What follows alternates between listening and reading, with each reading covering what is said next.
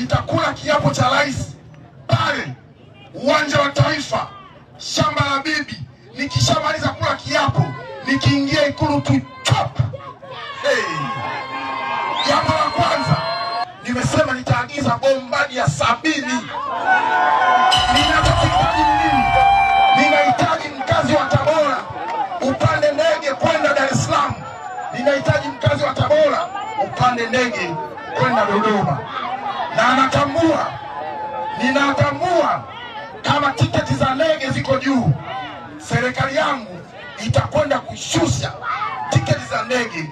Nahitaji mkulima wa chini kabisa apande ndege, ajisikie raha katika serikali yake ya Chama cha Makini. Tunataka Watanzania wasafiri wakiwa katika sio hali ya uchovu. Tunataka nchi nzima, mkoa ambao utakuwa mbali kuliko yote, yasizidi masaa 6 kutoka Dar es Salaam. Makini oye!